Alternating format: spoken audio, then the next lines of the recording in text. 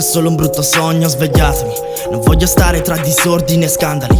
Vorrei poter tornare indietro a quegli attimi, bloccarli e fermare quegli istanti. Di problemi ne ho visti tanti, tipo i miei lasciarsi, distanti, lanciarsi così appresso davanti ai miei occhi, stanchi, ed ascoltavo musica giusto per distrarmi, deriso da tanti perché indossavo panni falsi, solo perché non potevo permettermene altri. Mia madre lavorava per sfamarci e mio fratello faceva lo stesso, solo per pagarci l'affitto, perché mio padre se ne andò via sconfitto. Zitto, lo ammetto, è stato brutto. Dormiva in un garage ed io l'ho visto, anche se non gliel'ho mai detto.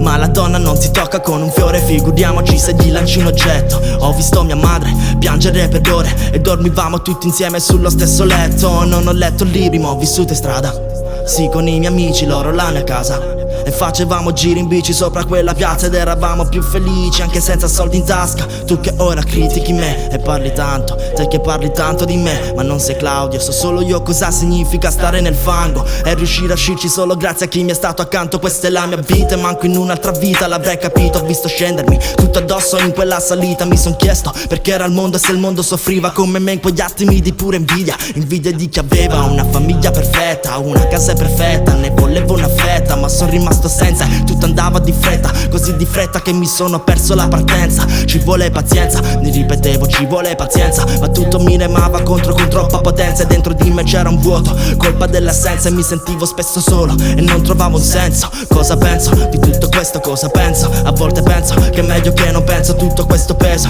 che mi porta presso, e questo è solo un brutto sogno che mi sembra immenso. È solamente un brutto sogno, solamente un brutto sogno. Quanto vorrei che tutto questo fosse solamente un brutto sogno. È solamente un brutto sogno, solamente un brutto sogno. Quanto vorrei che tutto questo fosse solamente un brutto sogno.